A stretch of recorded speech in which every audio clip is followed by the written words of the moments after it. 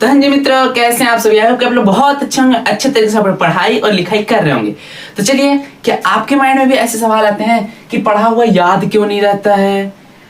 आखिर कैसे पढ़ें कि हमें याद रहे पढ़ा हुआ? और बेसिकली हाँ, साइंस पढ़ने के क्या तरीके हैं, साइंस को कैसे पढ़ा जाता है, साइंस को कैसे समझा जाता है, इस टॉपिक में आपके मन में क्या सवाल आते हैं? मैंने आज से तकरीबन एक मंथ नहीं, फिर भी 15 दिन पहले मैंने इस सेशन को रिकॉर्ड किया था।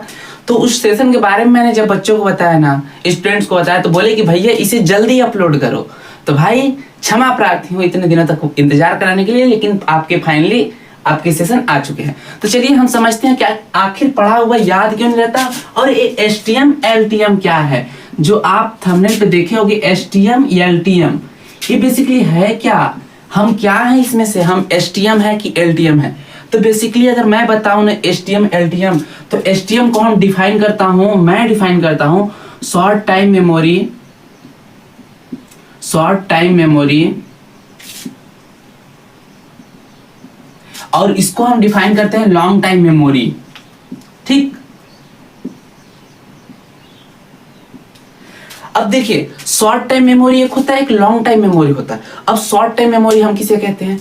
जो चीज हमें थोड़े देर के लिए याद रहती है, जो हमारी मेमोरी में थोड़े देर के लिए फिक्स होती है, उसे हम शॉर्ट टाइम मेमोरी कहते हैं। जैसे कि फॉर एग्जांपल के लिए समझो, यदि हम लोग कहीं बाहर घूमने जाते हैं तो हम लोग अनजाने तरीके से, अनठिकाने तरीके से बहुत सारी फोटो को लगातार क्लिक कर रहे होते हैं, ठीक ना। अगर हम बहुत सारी फोटो को लगातार क्लिक करते हैं तो क्या होता है उसे पता है? जब हम घर आकर बैठते हैं ना, तो उस फोटो में से हम देखते हैं कौन सी अच्छी फोटो है, फिर बाकी जो बचे फोटो रहते हैं उसको हम डिलीट कर देते हैं, जो हमें अच्छे नहीं लगते हैं। तो वही होते हैं short time memory, long time memory. जो थोड़े समय के लिए स्टोर किया जाता है उसको शॉर्ट टाइम मेमोरी बोलते हैं, और जो लंबे समय के लिए स्टोर किया जाता है उसको लॉन्ग टाइम मेमोरी कहते हैं। लेकिन इसको हम बनना कैसे है, ये LTM को बनना कैसे है, शॉर्ट टाइम से लॉन्ग टाइम मेमोरी वाला हमें इंसान कैसे बनना है, इसके क्या तरीके हैं, इस चीज को जानने को अगर इच्छुक है ना, तो चलो लास्ट तक बने रहना, मैं बताते चल रहा हूँ एक एक पॉइंट को, ठीक है। पहला चीज, तो शॉर्ट टाइम मेमोरी से तुमको अगर हटना है तो बेसिकली ना, तुमने अगर जिस चीज को एक बार पढ़ा है, फॉर एग्जांपल के अगर मैं समझा रहा हूँ कि अगर आपने आज पढ़ा है कोई सा, मान लो अगर आपने कोई नाम मैंने आपको बताया, अगर मैं आपको रोहित, सोहित, राहुल, सतीश, मनीष, रुपेश ऐसा सब नाम बताऊंगा, ठीक ना, पंकज, विकास, तो आपको ये नाम ना दिमाग में आ जाएंगे क्योंकि बहुत सारे कॉमन नाम हैं। तो इस प्रकार से आपको नाम याद हो जाएंगे क्योंकि इस नाम को आपने पहले कभी ना कभी इस्तेमाल किया है। लेकिन ऐसा कोई चीज जिसको आप कभी जानते ही नहीं हो, एक बार पढ़ोगे सोचोगे, एक बार अगर आप सुनोगे सोचोगे कि हमको याद रहे, दैट्स नॉट, ये पॉसिबल नहीं है, दिस इज नॉट पॉसिबल, ये पॉसिबल ही नहीं हो सकता है। इसलिए आपको शॉर्ट टाइम मेमोरी जो है ना आपकी, उसको आपको लॉन्ग टाइम मेमोरी में कन्वर्ट करना है। तो आप ना बार बार रिवीजन करना, ठीक, आप बार बार किसी भी चीज को रिवीजन करोगे या बार बार किसी भी चीज को याद करोगे। जैसे मैंने आपको फॉर एग्जाम्पल के लिए एक नाम बोल दिया, मैंने चलो ऐसे ही कोई नाम लिया, तिरुवनंतपुरम। अब ये थोड़ा है हार्ड वर्ड एवं हैवी वर्ड, ठीक ना। अब देखो, हार्ड वर्ड और हैवी वर्ड होने के कारण ना, एक बार माइंड में अगर मैं पूछूंगा ना तुमसे कि हाँ मैंने अभी कौन सा वर्ड आपको बताया था, तो हो सकता है कुछ समय बाद आप इस वर्ड को भूल जाओगे कि हाँ भैया ने तिरुवनंतपुरम बताया था। लेकिन अगर इस वर्ड को आप बार बार सोचोगे कि हाँ सतीश भैया ने तिरुवनंतपुरम वर्ड बताया था। तिरुवनंतपुरम क्या है? तिरुवनंतपुरम ऐतिहासिक जगह है या फिर कोई डिस्ट्रिक्ट है या फिर कोई राज्य है? अगर इस टाइप से अगर उसके बारे में थोड़ा और सोच लोगे ना, तो पॉइंट आपको ऐसे क्लियर हो जाएगा ना, फिर वो आपका शॉर्ट टाइम मेमोरी से लॉन्ग टाइम मेमोरी में जाने में वक्त नहीं लगता है। इस स्टेटमेंट को मैंने खान सर द्वारा सुना था कि शॉर्ट टाइम मेमोरी क्या होता है और लॉन्ग टाइम मेमोरी क्या होता है। तो शॉर्ट टाइम मेमोरी से लॉन्ग टाइम मेमोरी में जाने के लिए किसी भी चीज को बार बार करते रहो, बार बार याद करते रहो तो हो जाएगा। और देखो, शॉर्ट टाइम मेमोरी से लॉन्ग टाइम मेमोरी में जाने का एक और अच्छा तरीका मैं बताता हूँ। किसी भी चीज को 1-2 दिन के अंतराल में, ठीक ना, किसी भी चीज को 1 से 2 दिन के अंतराल में, 1 से 2 दिन के अंतराल में बार बार रिवीजन कर दो, ठीक ना, बार बार उस चीज को याद करो, बार बार रिवीजन। देखिए, याद करना और रिवीजन करने का दोनों का सेंस अलग अलग है। याद करना किसी किसी के संबंध में उसको बोलते हैं रटना, ठीक ना। कुछ लोग बोलते हैं रटने को आप प्रोत्साहित कर रहे हो, मैं रटने के लिए कभी प्रोत्साहित नहीं करता, ठीक ना। तो बार बार रिवीजन करना मैं लिखूंगा, ठीक ना। बार बार अगर आप रिवीजन करते हो, इस प्रकार आप बन सकते हो, ठीक ना। शॉर्ट टाइम मेमोरी से लॉन्ग टाइम मेमोरी में आप जंप कर रहे होगे, ठीक। अब सोचो ये आप ही बात कि अगर आपने आज कुछ पढ़ा, ठीक ना, एक बार अगर आप पढ़ोगे तो आपको कैसे लंबे समय तक याद है। हाँ, किसी किसी की मेमोरी पावर होती है बहुत अच्छी, तो लोग याद कर पाते हैं, लेकिन हर इंसान नहीं होता है, कुछ कुछ एक्सेप्शंस निकलते हैं। हम भी एक्सेप्शंस ही नहीं है, जरूरी नहीं है, अपवाद हर कोई नहीं होता, लेकिन हाँ कोई एक होता है जो होता है, उसके लिए बेनिफिट है। तो इस प्रकार से हम एसटीएम से एलटीएम बन सकते हैं। आई होप कि मैंने एसटीएम और एलटीएम का फंडा आपके सामने क्लियर रखा होगा। अब चलते हैं हम अपना दूसरे टॉपिक पे, पढ़े कैसे, आखिर याद कैसे करें, क्या है रीजन। तो हमने बता दिया आपको कि याद आपको कैसे रखना है। आप शॉर्ट टाइम के लिए जो पढ़ोगे उसको आप बार बार रिवीजन करोगे तो आपको लंबे समय तक के लिए याद रहेगा। इसका एक ही सोल्यूशन है, इसके सिवा कोई सोल्यूशन नहीं है। आप जब तक उस चीज को बार बार नहीं करोगे, चाहे रिकॉल करो, चाहे बैठ के उस चीज को दोबारा पढ़ो, तब तक आप याद नहीं रख पाओगे लंबे समय तक के लिए, ठीक ना। अब देखते हैं, हमारे ये पॉइंट तो क्लियर हुआ, पढ़ा हुआ याद क्यों नहीं रहता। आपको रीजन मिल गया होगा, क्योंकि आप बार बार पढ़ते नहीं हो, इसलिए याद नहीं रहता, सिंपल सी बात है, ठीक। अब देखिए कैसे पढ़ें कि याद रहे, हम कैसे पढ़े कि याद रहे। पहला चीज तो आपको डिस्ट्रैक्शन फ्री होना है, डिस्ट्रैक्शन फ्री होना आपको, ठीक ना। डिस्ट्रैक्शन फ्री होकर एकदम पढ़ना है। जब आप पढ़ो उस टाइम मोबाइल, गैजेट, ठीक ना, उपयोग मत करो। अगर आप पढ़ रहे हो, अगर लेक्चर देख रहे हो, ठीक ना, अगर आप केवल लेक्चर देख रहे हो उस टाइम बस मोबाइल यूज करो। नहीं तो अगर आप कोई क्वेश्चन सॉल्व कर रहे हो, हाँ मैं मानता हूं कि क्वेश्चन सॉल्व करते टाइम भी डाउट बहुत सारे आ जाते हैं, अगर मेरे पास फोन रहता तो उससे मैं सॉल्व कर लेता, ऐसा भी होता है। लेकिन कुछ समय के लिए आप दूर रखो, ठीक ना, और मोबाइल से दूरी ही बना के रखो, क्योंकि आज के समय में ना मोबाइल का एडिक्शन लग जाता है। बहुत लोग साथ होता है कि मोबाइल का एडिक्शन लग गया है, जिसके कारण हम नहीं पढ़ पा रहे होते हैं। तो देखिए, मोबाइल को आप सिर्फ लेक्चर देखते टाइम रखोगे, डिस्ट्रैक्शन फ्री आपको रहना है। और जितने भी आपके आसपास ऐसे गैजेट है ना, जैसे कि आपके फोन हो गए, लेजर लाइट हो गए, और भी कोई से भी चीज जो आपके मन को थोड़ा चिड़चिड़ापन में अलग करता हो कि हाँ इसे मैं थोड़ी देर ऐसे खेल लूं। जैसे मान लो मेरे पास मार्कर है, मार्कर क्या है, गैजेट है। अगर पढ़ते टाइम मैं अगर इसको ऐसे ऐसे ऐसे ऐसे बार बार करूंगा तो मैं भी डिस्ट्रैक्ट होऊंगा, ऐसी कोई जरूरी थोड़ी है। कोई सा भी आपको जो डिस्ट्रैक्ट करने वाला ऑब्जेक्ट है, गैजेट है, उसको आप अपने से दूर रखो, ठीक। इस प्रकार आप पढ़ो। और आप क्या कर सकते हो, माइंडसेट एकदम बिल्कुल क्लियर रखो, माइंडसेट बहुत क्लियर आपका होना चाहिए, ठीक ना। इसके लिए आप क्या कर सकते हो, माइंडसेट क्लियर करने के लिए मतलब अपने गोल को फिक्स रखो, गोल को फिक्स रखो, ठीक ना, कि हाँ मेरा ये गोल है, ये मेरा टारगेट है, आज इसे मुझे करना है। जैसे कि फॉर एग्जांपल के लिए मैंने एक फिजिक्स का मैं एक रूल उठा लेता हूँ, ठीक ना, कूलॉम लॉ, ठीक ना, कूलॉम का नियम मैंने उठा लिया, कूलॉम का नियम, ठीक ना। अगर मैंने कूलॉम का नियम उठाया तो आप ये टारगेट करो कि हाँ मुझे आज इस पॉइंट को क्लियर करना ही करना है, ठीक ना। अगर उसके बाद ना क्लियर कर पाओ तो फिर कहना, ठीक ना। इस पॉइंट को अगर आपको क्लियर करना है तो इसके लिए आपको जिस हद तक जाना है उस हद तक आप जाओगे, फिर इस पॉइंट को आप क्लियर कर पाओगे। ऐसे गोल फिक्स करके पढ़ सकते हो। और हाँ, अगर पढ़ने का मन नहीं करता है ना, अगर आपको पढ़ने का ही मन नहीं करता तो उसको माइंडसेट को अपने आप को बनाओ ऐसा कि हाँ मुझे पढ़ने को मन करे। आप अपना एक गोल फिक्स कर लिए, पहली बात तो आपको गोल फिक्स करना बहुत जरूरी है कि हाँ मेरा गोल फिक्स रहेगा तो ही मुझे पढ़ने को मन करेगा। और फिर अब देखिए इसके बाद आप क्या कर सकते हैं, मेडिटेशन करना बहुत जरूरी है। अगर आप आधे घंटे नहीं कर सकते, ठीक ना, वैसे जनरली आधे घंटे करने चाहिए, ठीक ना। अगर आप 30 मिनट कर सकते हो तो बहुत बेहतर है। अगर 30 मिनट नहीं कर सकते तो आप 10 मिनट 5 मिनट ही करो, लेकिन डेली करो।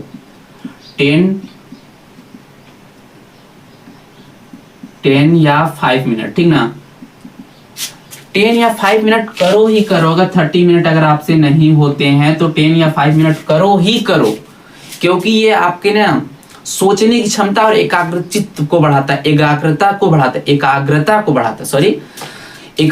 बढ़ाता है, जिससे आप एकाग्र हो जाते हो, ठीक ना। आपका मन विचलित नहीं होता है, जिसके कारण आप अच्छे तरीके से पढ़ पाते हो। तो ये कुछ हमने ऐसे बात कर लिया कि कैसे पढ़े।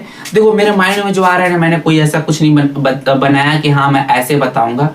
मैं जैसे अपने आप को कंट्रोल करता हूँ उसी तरीके को मैं बता रहा हूँ, ठीक ना। और अगर आप लोग बोलोगे कि भैया हाँ मुझे कोई साइंटिफिक तरीका अलग से दो कि हाँ कैसे करूँ, तो वो भी मैं बता दूंगा। और चलिए इस पे एक और मेरे माइंड में बहुत अच्छा सा एक वो चीज आ गया, तो उसे मैं यहाँ पास क्लियर करते चलता हूँ। पढ़ने का बेसिकली तरीका क्या होना चाहिए। अगर देखो मैं सुबह 5 बजे उठा, ठीक ना, 5 बजे से मैं सोचूंगा 10 बजे तक पढ़ूं, ठीक ना, तो ये पॉसिबल तो है नहीं है, क्योंकि अगर मैं डेली नहीं पढ़ रहा हूँ 5 घंटे लगातार, तो एक दिन के लिए सोचूंगा कि हाँ मैं 5 घंटे लगातार पढ़ूंगा, पॉसिबल ही नहीं है। तो इसको ना हम लोग टाइम टू टाइम में बांटते हैं, ठीक ना। तो हम लोग 5 से 6 पढ़ लेंगे, फिर यहाँ पास 5 या 10 मिनट का ब्रेक ले लेंगे, ठीक ना। 5 से 10 मिनट का ब्रेक, 10 मिनट मान लो हमने ब्रेक ले लिया, ठीक, 10 मिनट का ब्रेक लिया, फिर हमने 6-10 से हमने कितने तक पढ़ा, हमने 6-10 से कितने पढ़ा, 7-10 तक हमने पढ़े, 6-10 से 7-10 या हमने 7 बजे तक पढ़े, ठीक। इस प्रकार एक एक घंटे के अंतराल में, हर एक घंटे के अंतराल में, हर घंटे के अंतराल में 5 मिनट का ब्रेक लेना है, 5 से 10 मिनट का ब्रेक लेना है।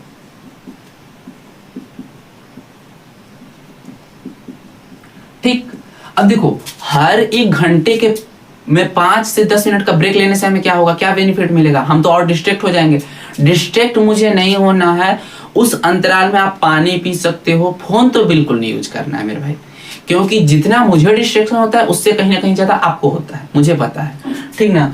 तो फोन यूज नहीं करना है, पानी पी सकते हो, थोड़ा जो चीज पढ़े उसी चीज को आप रिवाइज कर सकते हो, फिर थोड़ा बहुत टहल सकते हो, थोड़ा घर में किसी से घुल मिल कर बात कर सकते हो।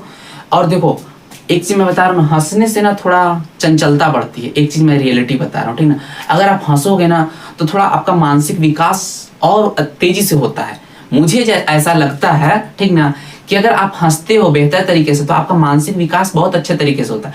थोड़ा हंसा करो भाई, एकदम मतलब सैडपन में मत रहा क्या करो, ठीक।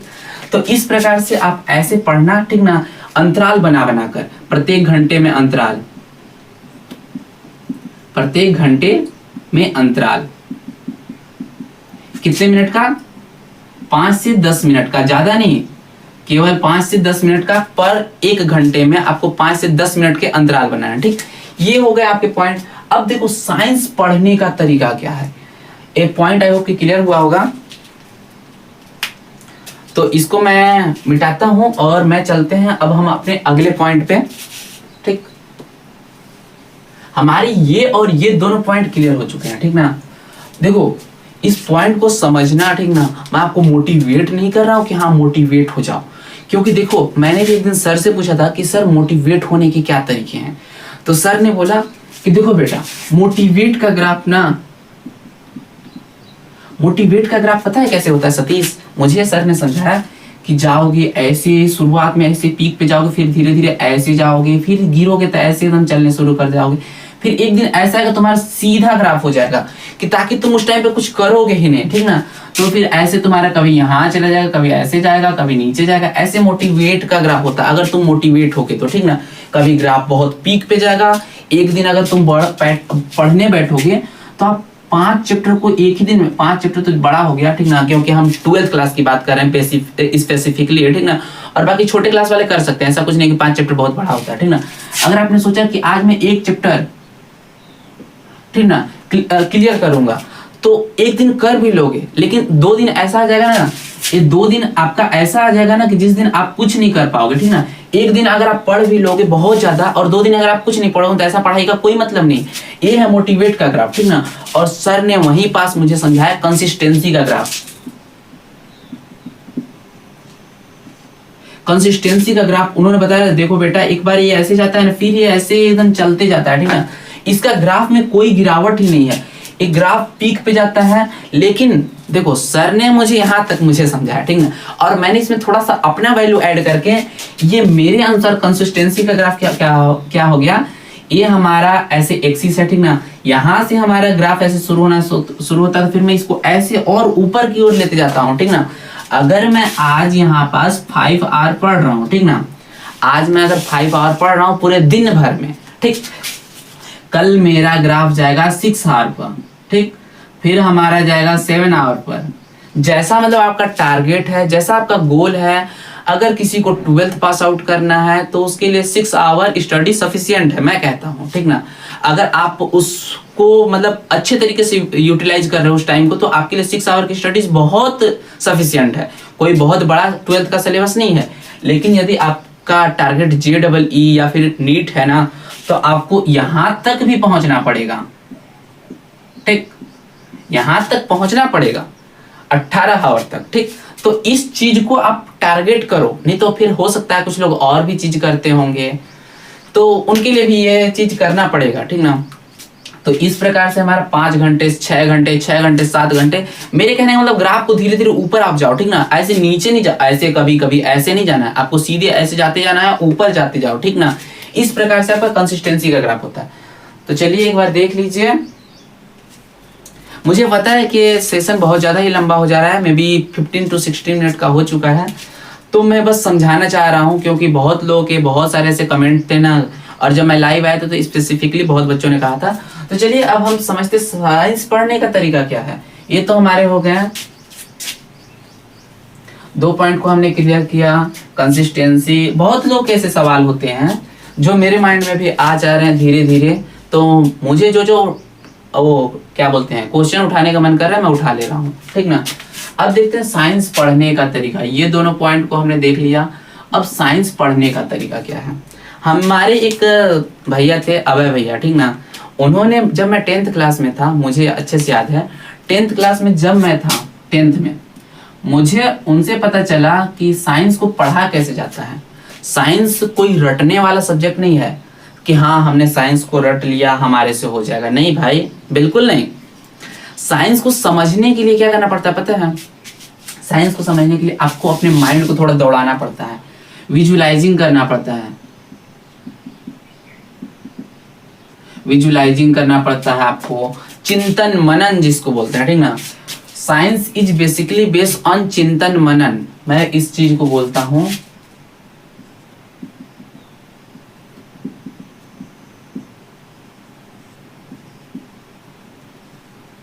Science is totally based on चिंतन मनन। अब चिंतन मनन को इंग्लिश में क्या बोलते हैं आप लोग कमेंट में बताना, ठीक ना। इंग्लिश में चिंतन मनन को क्या बोलते हैं मुझे नहीं पता, बस हाँ चिंतन मनन वर्ड अच्छा है, ठीक ना। ठीक, ये चिंतन मनन वर्ड अच्छा है। जो मैंने सुना है, जिस चीज को मैंने फॉलो किया है, हो सकता है किसी के लिए पॉइंट हो सकता है घटिया भी होंगे, ऐसा कुछ नहीं है, ठीक ना। क्योंकि देखो, मैं नहीं कहता हूं कि मेरे अंदर बुराइयां नहीं है, मेरे अंदर बुराइयां हैं, लेकिन साथ साथ अच्छाइयां भी हैं। तो आप अच्छाइयों को लो, बुराइयों को आप त्याग दो, ठीक ना। तो ऐसा नहीं है, किसी को ये पॉइंट अच्छा भी नहीं लग रहा होगा कि science is totally based on चिंतन मनन। हाँ, और एक चीज मैंने जो रियलाइज किया, मैंने जो देखा है और जो मैंने सुना है कि मैंने जो चीज सुना है कि जो दीदी भैया लोग जो इसको क्रैक कर लेते हैं ना, नीट, वो लोग भी बोलते हैं कि हाँ मैंने बायोलॉजी को रट कर पास किया था। समझो थोड़ा बात को, बायोलॉजी को मैंने रट कर पास किया था। आप कितने ऐसे बच्चों के इंटरव्यू दे सकते हो जो कि नीट क्वालिफाई कर चुके हैं, वो भी बोलते हैं कि हाँ मैंने बायोलॉजी को रट लिया था। तो उनके कहने पे मत जाना कि हाँ मैंने रट लिया था। ये बायोलॉजी जो हमारा सब्जेक्ट है ना, बायोलॉजी हार्ड है। किससे हार्ड है? देन मैं बोलता हूं फिजिक्स से हार्ड है भाई, क्योंकि फिजिक्स आपका बार बार क्या मांगता है? Practice, only practice.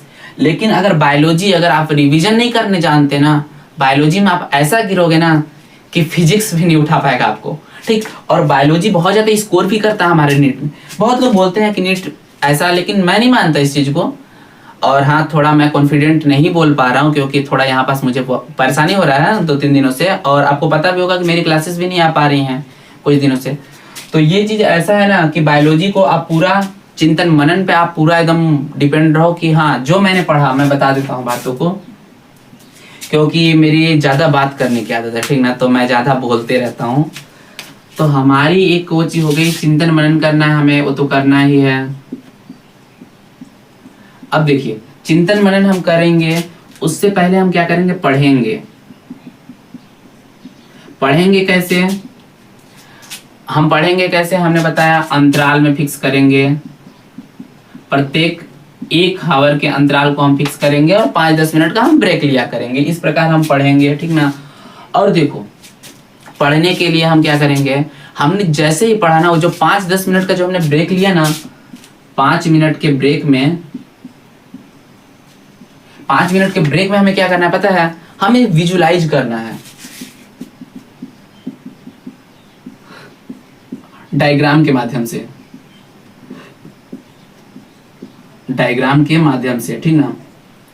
जैसे फॉर एग्जाम्पल के लिए मैंने पुष्पी पादपों में लैंगिक जनन जो कि हमारा 12th का चैप्टर नंबर 1 है, चैप्टर नंबर 1 उठाया, तो हमने बस ऐसे माइंड में ऐसे आंख बंद किया एक बार और मेरे माइंड में दौड़ना चाहिए पुष्प का चित्र कैसा होता है, क्योंकि मोस्ट इंपॉर्टेंट क्वेश्चन है भाई, ठीक ना। तो पुष्प का चित्र मेरे माइंड में दौड़ना चाहिए कि पुष्प का चित्र ऐसा होता है, यहाँ पास उसका पेडिकल होता है, पुष्पवृंत होता है, थैलेमस होता है, पुष्पासन होता है, यहाँ पास हमारे एंड्रोसियम होता है और यहाँ पास हमारा जाइनोसियम होता है। एंड्रोसियम को पुमंग तथा जाइनोसियम को जायंग कहते हैं। पेटल होता है, सेपल होता है। ऐसे आपके माइंड में सारी चीज दौड़ने चाहिए, ठीक ना। इसके बाद आप साइंस को समझ पाओगे।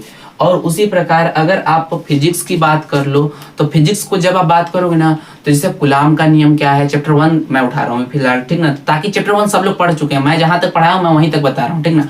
चैप्टर 1 अगर हमने फिजिक्स में उठाया तो हमें याद आना चाहिए कूलाम का नियम। तो कूलाम का नियम क्या है, कोई दो बिंदु आवेश हमने ले लिया, इन दोनों के मध्य लगने वाला आकर्षण या प्रतिकर्षण बल जो है, उन दोनों आवेश, ये दोनों जो आवेश है, इन दोनों आवेशों के गुणनफल के परिमाण के समानुपाती तथा इन दोनों आवेशों के बीच की दूरी के वर्ग के व्युत्क्रमानुपाती होता है। ये हमारे माइंड में एकदम दौड़ना चाहिए।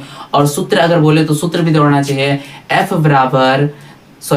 F समानुपाती Q1 Q2 upon R square. ऐसे आपके माइंड में सारी चीज दौड़नी चाहिए। फिर समानुपाती का आप चिन्ह उठाओगे तो एक नियतांक आएगा।